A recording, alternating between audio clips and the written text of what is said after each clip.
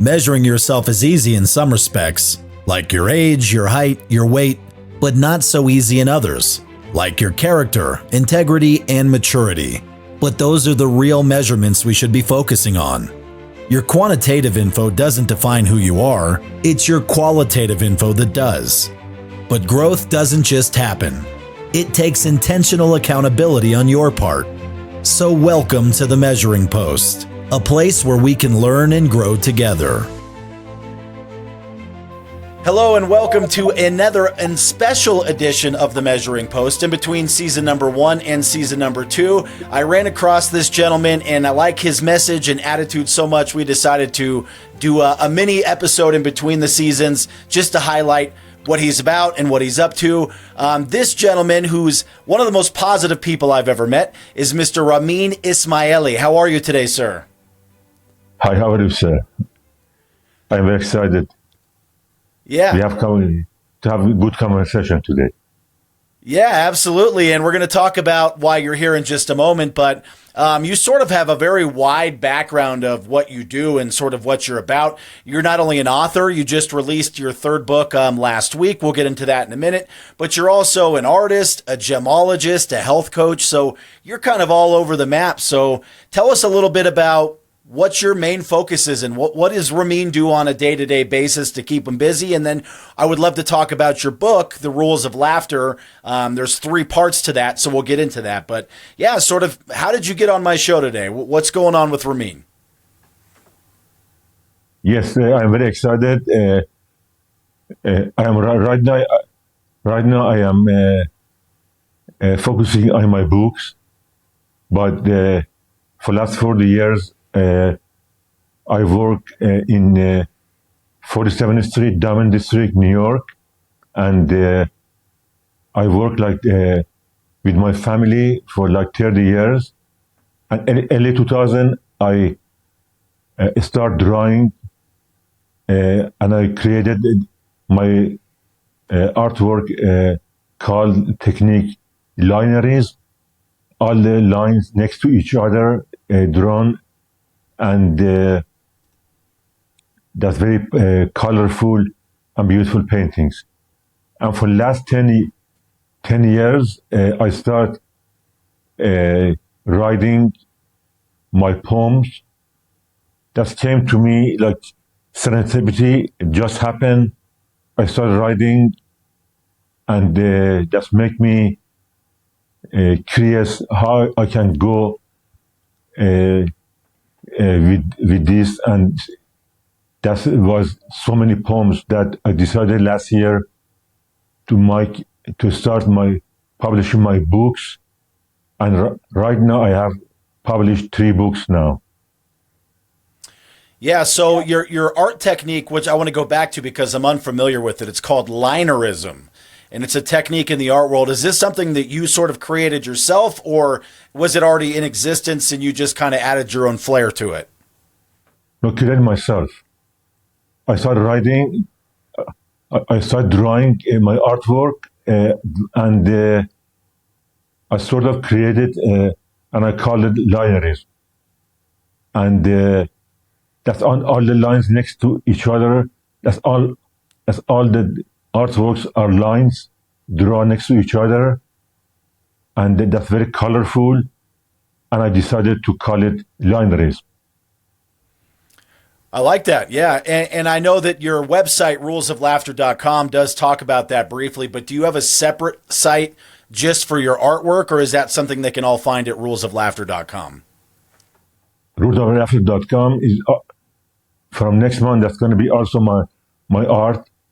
I will do some drops. I choose my artwork and start to post it. Also, my books and my artwork. Yeah, so you're a very artistic guy. Not only do you do the artwork as far as with your hand by drawing, the poems, you've written these books, and since you released Rules of Laughter in September of last year, you now have released your third book as of last week. So you're cranking these out pretty quick. Are they all intertwined? Is it like part 1 through 3 of Rules of Laughter? What's the name of the books and what separates one from the other? Yes, my first book, Rules of Laughter, there are 10 chapters, and talk about love, ego, music, coffee. There are 10 chapters, and I have poems for each chapters, and that's about 300 poems. My second book of Dictionary of Laughter, there was so many poems. There was like 1,000 poems, and then I decided to make two books, and that comes alphabetically. So Okay. I cover all the letters. Each letter has many poems alphabetically. So everything alphabetically, and that's and if I don't know if you're familiar in the Far East,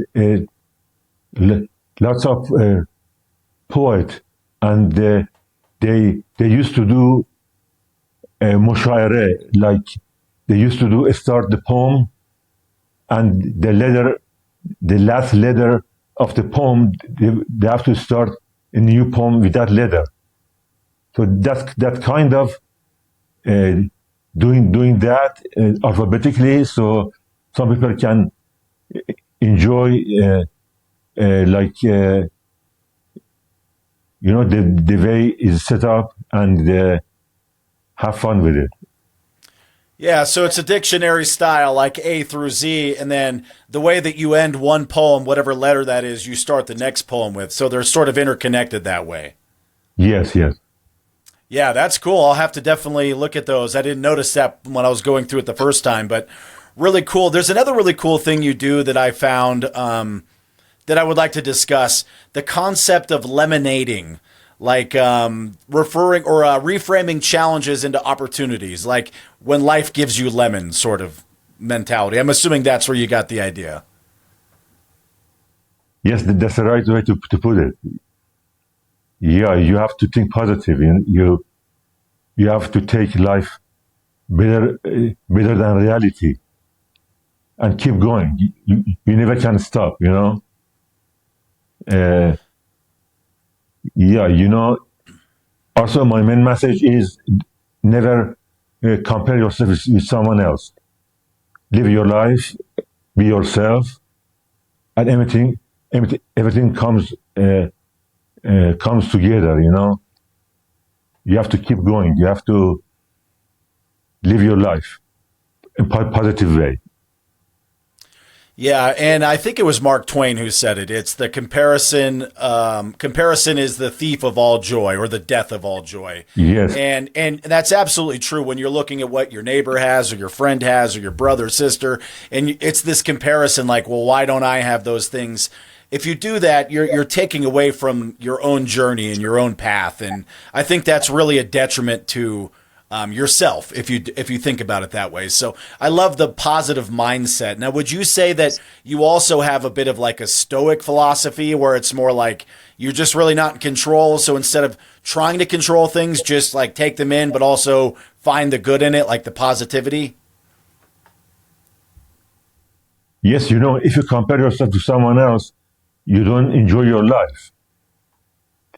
You don't focus in your life.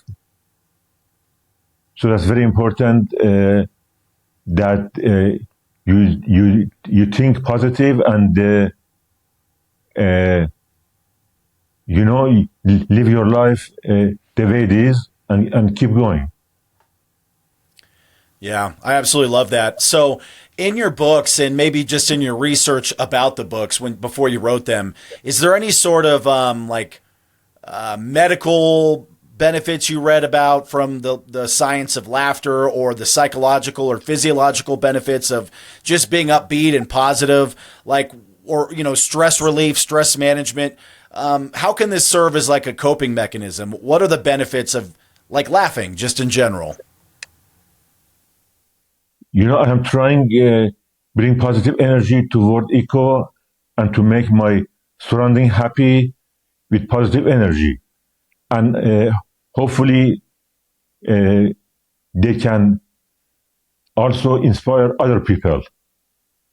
You know, that's going to be like chain reaction.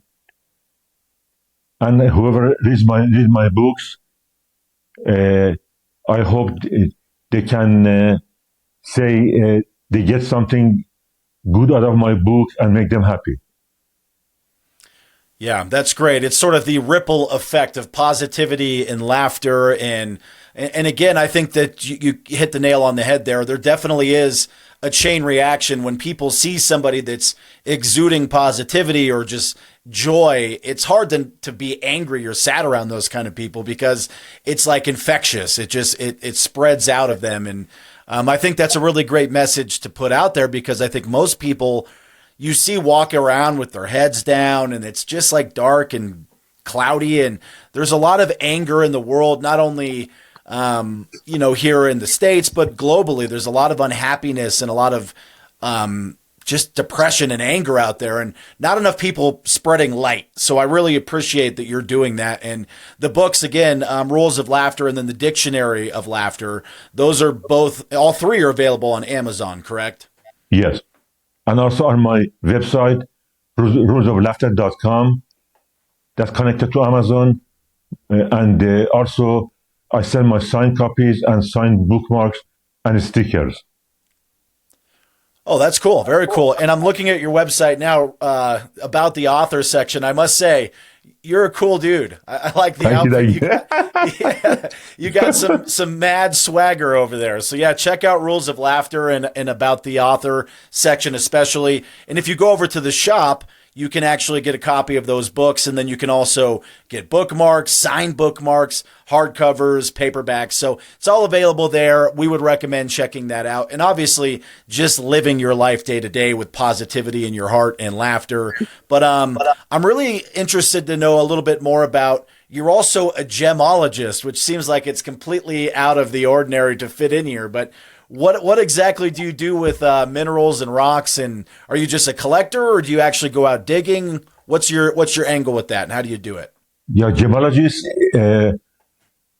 knows all about gemstones like diamond, ruby, sapphire, like semi-precious. And I used to go to 47th Street every day to buy and sell, and I traveled the world to buy and sell diamonds and to make jewelry. Also, I designed jewelry in that time, and that was interesting because I traveled the world for my business, and that was double the joy, like Far East, like India, like all over the Europe, Israel, Belgium, South Africa. I learned a lot about the world, and gave me confidence.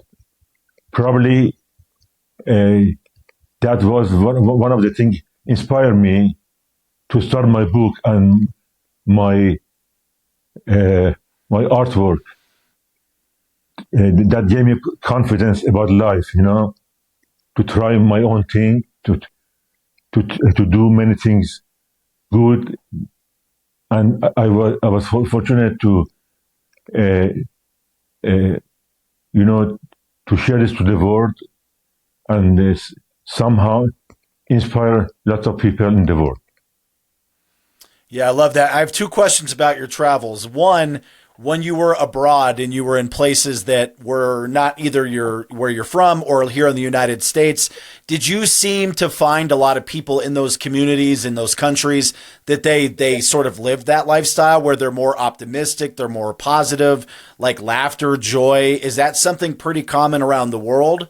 And then second question is, of all the places you've been to, what was your favorite country that you visited?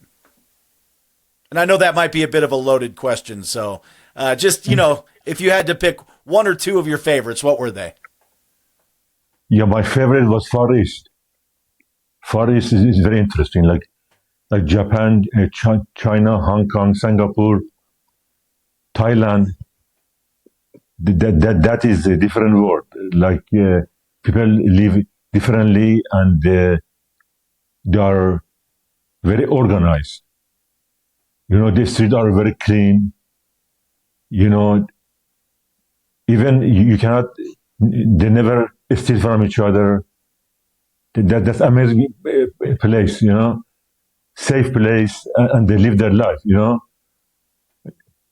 and that inspired me, you know. Uh, that's very, very interesting.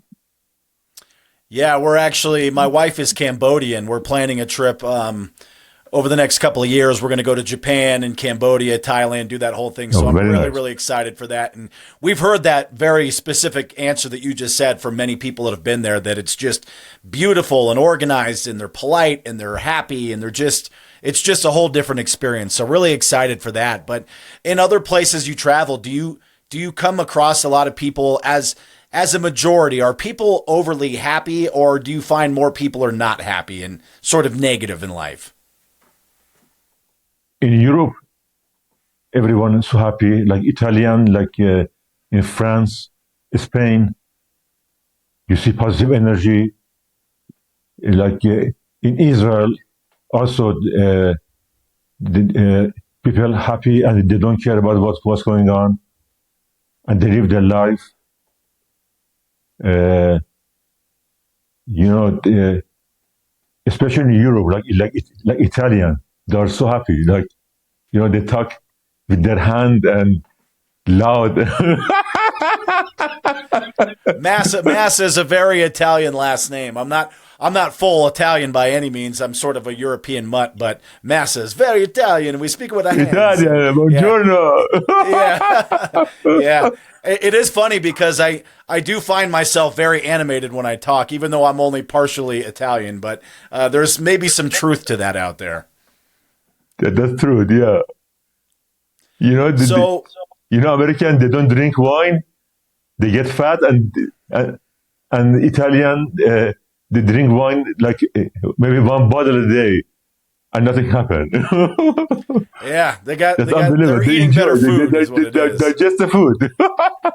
Yeah, they're eating healthier food, I'm sure, than we are here in the States. So that's Yeah, yeah. something hopefully we all can get better at. But going back to your sort of just rules of positivity, what are some ways that people can incorporate this more in their daily lives? And I read something is laughter yoga. Is that a real thing? I've never heard of that. After you got probably Japanese. That sounds like Japanese doing it, or like in Chinese. They have lots of ways to be happy. Uh, your hobby is very important. I think everyone has to have a hobby uh, to to change gears and to have uh, to focus on positive energy, something they love. They do something they love. Hobby is the best thing, or like music. Listen to music, and also I think the simplest thing in life count the most, like coffee in the morning, like you say to your family, "I love you," like that makes you connect to your to your surrounding and your family and friends, and the smallest thing is count the most, and you always remember that. Yeah. So it's more the just enjoying the little simple things in the small moments. Simple things. Yeah, and again, there's another quote I'm going to say, and it's very popular. I should know who says it, but off the top of my head, I'm drawing a blank. But it's, you don't always remember what people give you or do for you, but you'll remember how they make you feel. And that goes for your family too. Like, I feel good when I'm with my wife and kids, or my father or my mother or my brother. And it's those little moments of time that you get to enjoy a memory that I think are more important than like the gifts that you give somebody or the That's memory. financial. Absolutely, memory. Because, when you go to the grave someday, you don't get to take your house and car and money and all the stuff with you, including the fancy gems that you built yourself. But you get to take those memories and that sort of that's really where I think people don't have regret in life. When you're in your final days, you look back on life and you think, did I do it right? Did I live well? Did I live happily? Did I treat people right? And I think that's something that I really love about your message. Thank you. So yeah, absolutely. With that in mind, tell me a little bit about like your own personal routines. What do you do when you wake up, and what makes you happy throughout the day? Obviously, you're very expressive with your art, whether that's linerism or writing poems and books. But what's a typical happy day in your world look like? Yes, the most important thing I do every day, I wake up early, like 6 o'clock. I live in Kings Point, New York. All around me is nature, lots of nature, lots of birds. I feed them in the morning. I try to go to gym like every day. I try to connect to my family, to make them happy first. That's very important. Family and friends is most important things to me. And since last year, I was busy with 3 books, so I'm always on Zoom calls and like telephone calls. Try to make everything together, make it happen. And if I have extra time, I do artwork. I do artwork, and also my diet is very important to me. I take lots of vitamins. I am vegan.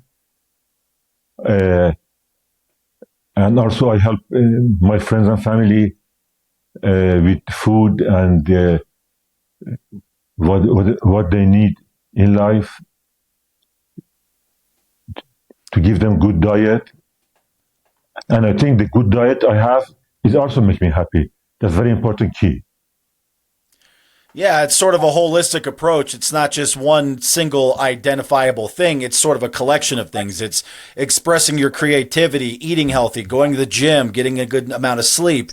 I like that you started with just going out into nature. I think that's one thing that people always overlook. It's how important it is to go outside and get actual sunlight and fresh air and put your feet on actual ground instead of sitting in your basement all day. Or, it's so important to get out there and experience life and animals and nature. And I really love that you started with that. And I think there's a lot of truth to that. But also, I'm not a vegan per se, but I definitely try to eat healthy. And you do notice when you are eating healthy, how much better you feel in general. And when you eat really sort of highly processed, kind of crappy foods, your body, it feels that way. And you don't feel good, and you feel sluggish and low energy. And I know we're not really talking so much about, health and diet in this particular episode, but you are a bit of a health coach. And if you're out there spending your time helping your friends and family, not only dial in their diets, but also just finding ways to be creative and happy. I think you're sort of a gem yourself out there, Ramin. You're out there spreading a lot of good positivity, and I really look forward to checking out your new book. I knew the other one was in production, but I didn't know it came out last week. So Dictionary. Also I have audiobook. If you like audiobook, also on my 3 books, I have audiobook. I created audiobook. And those are on your website as well? Yes, on Amazon, yes. On Amazon too, yeah.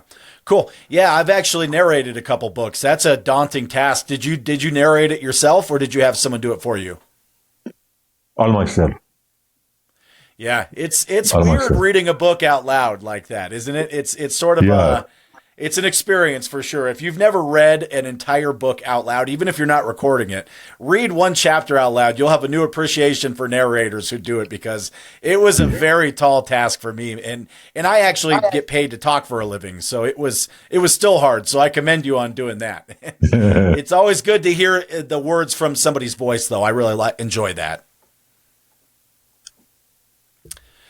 So I think that, really what we would encourage people from this episode is to find something that you can have as an outlet for your creativity, but also to find the best and positive angle from every situation that you're in.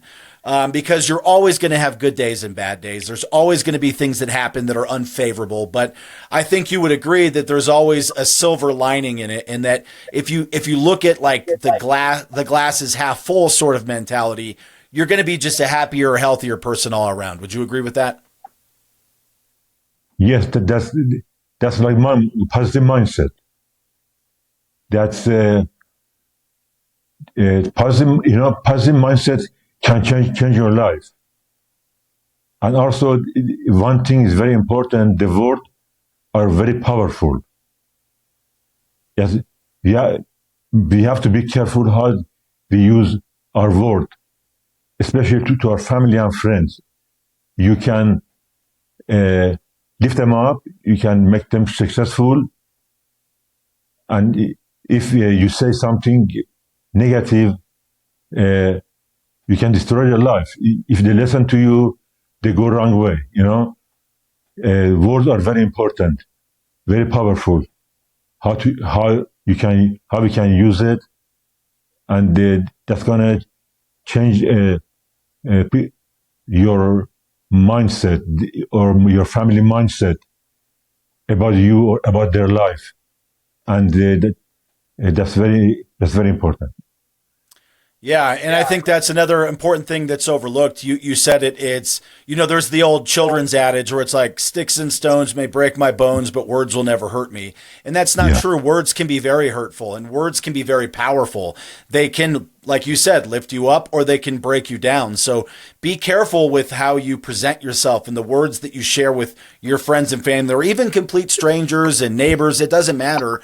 The way that you put your energy out there, people pick that up, and it can really make or break them. So be cautious of your words. They are more powerful than you think they are, and try to find the positive ones to share with people around you, because first of all, it's going to make you feel better as being positive just in general, but people pick up on that vibe, and they're going to identify that this is a positive a guy or gal, and we want to be around this person, and not like when you're really negative and see the bad of everything. Those people are hard to be around, and we don't want you to be one of those people. So I would recommend heading over to therulesoflaughter.com, getting a copy of these books, going through them, reading some of these poems, and then I'm really excited to come back to your site later on, maybe next month, and see your linerism, because this is exciting to me. I've never heard of this style. So very, very excited to see what you're going to be doing next. And I guess that leads into the final thought I have is there another book on the way? What's next for Ramin? Yes, my next book this year, that's going to be Oxygen of Laughter. The manuscript is ready. I am waiting, because my third book came out last week. I am waiting for a few months, and then I start my next book, Oxygen of Laughter. And that's going to be also on my website, on Amazon. Also, I want to mention something. Always be careful when you have insecure people around you. Choose wisely who's around you, who's your circle is. That's inspire you. When you have positive people, positive friends, that inspire you and lift you up mentally and physically, and make you more successful in life. Yeah, and I've read that from so many people, from entrepreneurs talking about being successful in business to just being happy in life. You're not the first person I've heard that from, but it's very true. Surround yourself with people that care about you, that want the best for you, that are doing good things in life, because you will be a part of that community and group, and it'll help you grow. So yeah, I absolutely love that. And they are smarter than you. That's very important. They are smarter than you. Yeah. You learn something more every successful. Day, Yeah, so that's why I'm hanging out with you, because you're smarter, more successful. You got it all going. You're a multi-author, so it's great to be around people that inspire you, but also motivate you, and that are like sort of like, I hate use the word like idols, but somebody that you look up to, like, I really like what this person does with their free time and how they treat their family and what they do for work and how they just conduct themselves day to day. That's important to have that sort of environment in your world that you can look up to and be a part of. So yeah, I really thank you for your time. I'm really looking forward to checking out your latest book, and then we'll give an update on my show and platform and newsletter on the Oxygen of Laughter when that is made available. But guys, again, head over to rulesoflaughter.com, see what's going on with Ramin, and stay engaged, learn about his art, learn about his books, and more than anything, I think absorb his message, which is positivity. Find ways to laugh and be positive every day, because if you do that, you're gonna find yourself happier, healthier, and just in a better light than you were if you just walk around angry and negative all the time. So Ramin, I really loved our conversation. I really love your message. And is there any final thoughts you have before we sign off today? Yes, I want to mention something. I think always there is a limit for comedy, and my book is you have to read, and think about it. Think about the message. Maybe each page is like few words, not that long, but that makes you think about life and where you at that moment. Yeah, that's great advice, and really for life in general. So just like you do everything, try to find the positive in every situation. In every page you read, try to find the message and try to find the good in it and what it can mean to your daily life. So again, great advice. Looking forward to diving deeper into your books, guys.